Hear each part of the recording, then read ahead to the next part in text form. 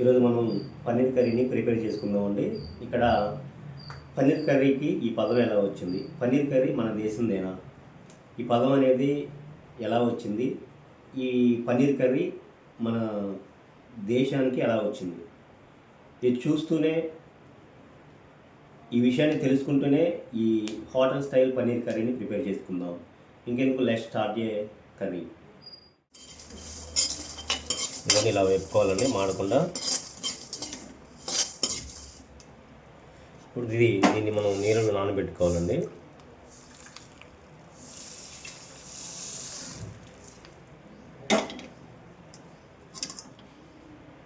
ఇప్పుడు పన్నీరు కట్ చేసి పక్కన పెట్టుకున్న పన్నీర్ మనం వేపుకుందామండి. దానికి కొంచెం కాయలు వేసుకొని వేడెక్కాక పన్నీర్ వేపుకోవాలి. ఇప్పుడు మనం కట్ చేసి పెట్టుకున్నటువంటి పన్నీర్ను మనం ఆయిల్లో వేసుకొని వేపుకోవాలి.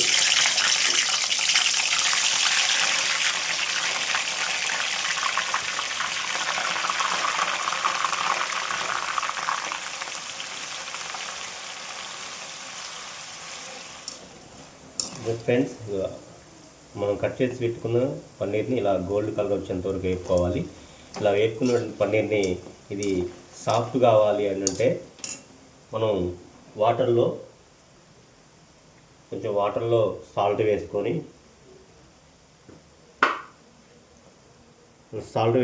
సాల్ట్ వేసుకున్న వాటర్లో ఈ వేగినటువంటి పన్నీర్ని మనం ఇందులో వేసుకుంటే మెత్తగా ఉంటుంది, గట్టిగా అవ్వకుండా మెత్తగా ఉంటుందండి.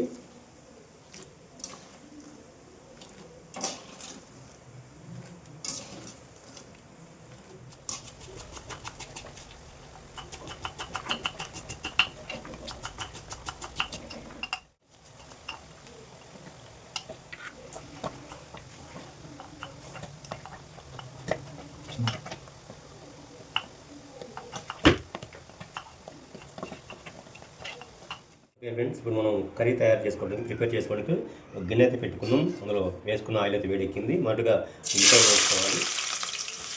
ఉల్లిపాయలు వేగుతుంటాయి.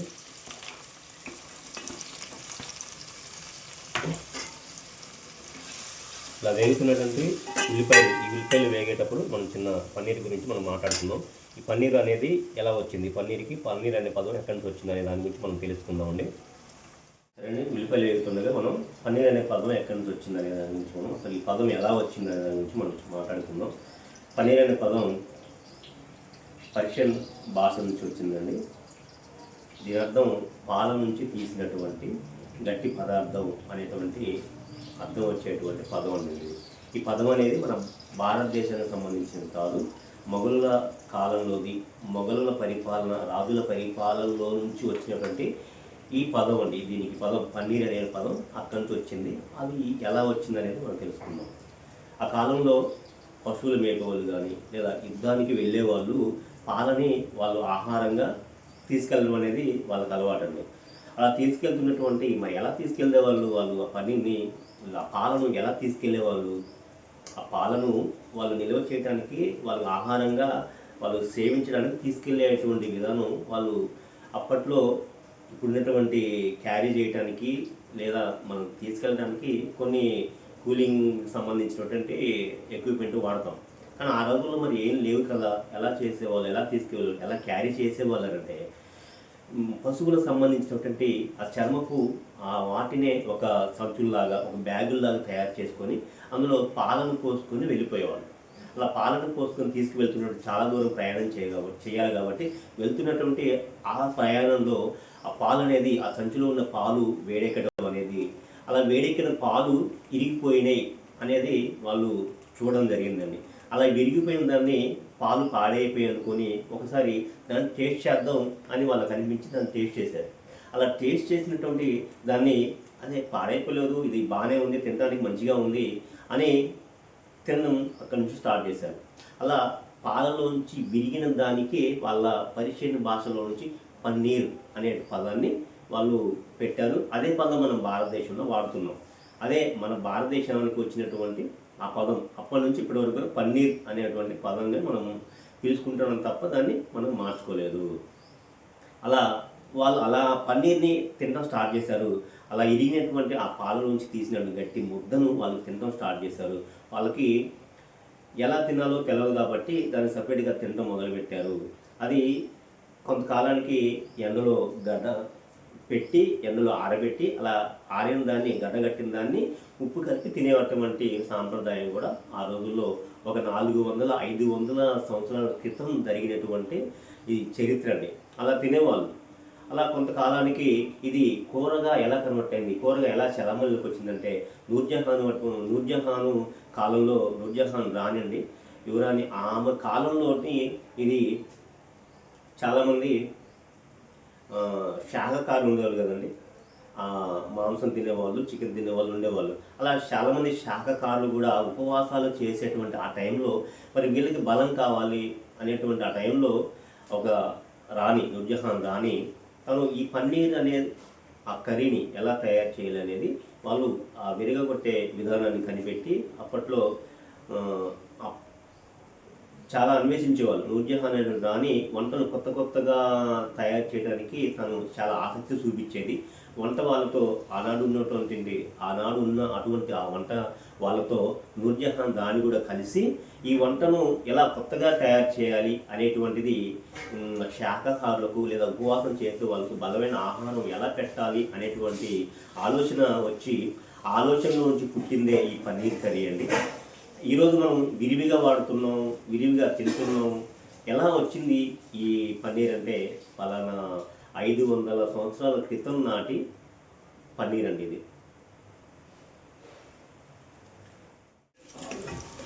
ఫ్రెండ్స్, ఉల్లిపాయలు ఇలా వేపుకోవాలండి.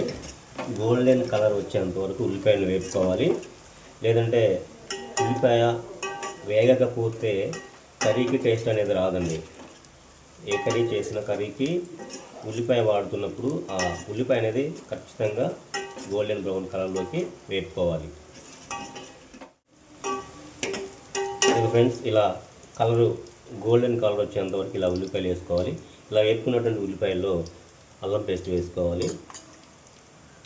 అల్లం పేస్ట్ కూడా పచ్చి వాసన పోయేంత వరకు వేపుకోవాలండి. లేకపోతే కూర అంతా కూడా పచ్చి వాసన వచ్చే అవకాశం ఉంటుంది. అల్లం పేస్ట్ అయితే వేగిపోయింది. ఇందులో మనం కట్ చేసి పెట్టుకున్నటువంటి టమాటాలు వేసుకోవాలి.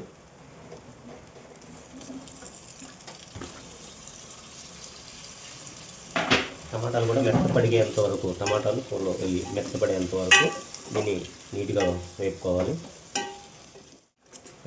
ఇవన్నీ ఇలా టమాటా ఇలా మెత్తగా ఉడికిన తర్వాత మనం ఇందులో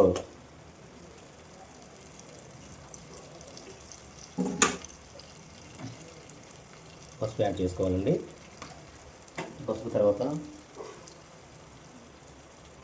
కారం 2 స్పూన్స్ వేసుకున్నాక ధనియాల పొడి కూడా వేసుకోవాలి. ఇక్కడే ఈ ధనియాల పొడి కూడా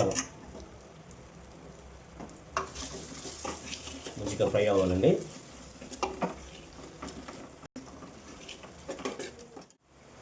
సాల్ట్ కూడా వేసుకోవాలండి. తగినంత సాల్ట్ వేయాలండి. తర్వాత కొంచెం గరం మసాలా, నాకు తగ్గట్టు ఇక్కడ నేను ఎక్కువ తినండి, నేను సరిపోని తీసుకున్నాను. అలాగే ఇది కలుపుకున్నాక మనం ఫస్ట్ మసాలాకి గ్రేవీ కోసం తయారు చేసుకున్నాం కదండి, ఆ తయారైన గ్రేవీ మిక్సీ పట్టుకొని మెత్తగా పైన పేస్ట్లా మిక్సీ పట్టుకొని ఆ పట్టుకున్నట్టు దాన్ని ఇదిగోండి మనం పల్లీలు, నువ్వులు, గసాలా ఇవి వేపుకొని నీళ్ళలో నానబెట్టుకొని ఫైన్ పేస్ట్లా పట్టుకున్నామండి. ఇది మగ్గినటువంటి టమాటా కర్రీలో వేస్తున్నాం.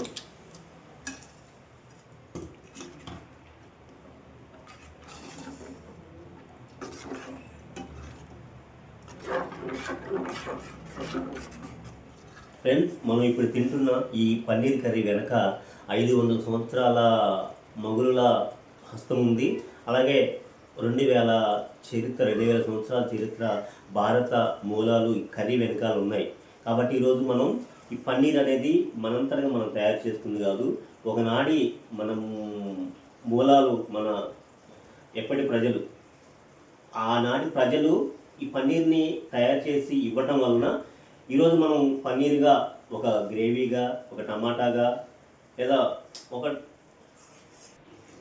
ఆ రోజు వాళ్ళు తయారు చేయటం వల్ల ఈరోజు మనం తింటున్నాం. అంటే వాళ్ళ ద్వారా నుంచి ఒక 2000 సంవత్సరాల క్రితం నాటి ప్రజలు తయారు చేసిన పన్నీర్ని మన దగ్గరకు ఇప్పటి వరకు ఈ కాలం వరకు ప్రస్తుతం మనం ఉన్న కాలం వరకు చలామణిలో ఉంది. అలా వాళ్ళు చేసినటువంటి ఆ పన్నీరు ఏ స్టైల్ అయితే కర్రీ మనం ఇప్పుడు తయారు చేసుకుంటున్నామో వెనక వాళ్ళు మన పూర్వీకులు తయారు చేసినటువంటి ఈ స్టైల్స్ని మనం ఇప్పుడు కర్రీస్గా తయారు చేసుకుని మనం తింటున్నాం.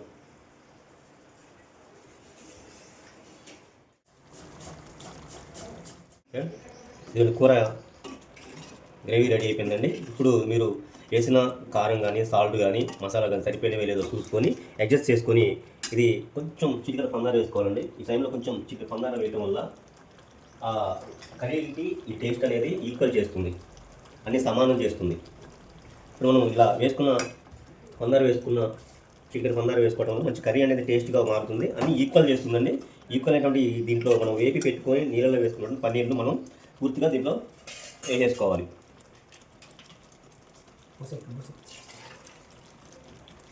నీళ్ళలో తీసి నీళ్ళు వడకట్టుకొని ఇందులో వేసుకోవాలండి. ఇలా వేసుకున్న ఈ పన్నీర్ను మనం కలుపుకొని ఫైనల్గా 2 నిమిషాలు ఉడికించి, ఆల్రెడీ వేడి నీళ్ళలో వేసాం కాబట్టి పన్నీర్ మెత్తగా ఉంటుంది.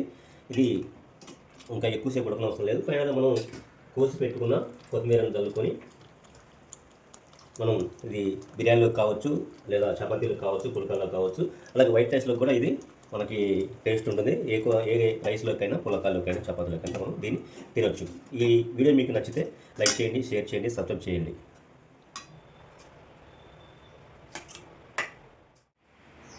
మీకు ఇలాంటి వీడియోస్ కావాలి అంటే మన ఛానల్ని సబ్స్క్రైబ్ చేయండి, సపోర్ట్ చేయండి, లైక్ చేయండి, కామెంట్ చేయండి. సబ్స్క్రైబ్ చేయడం వల్ల బెల్ ఐకాన్ని మీరు నొక్కడం వల్ల ఈ ఛానల్ మీకు నోటిఫికేషన్గా వస్తుంది.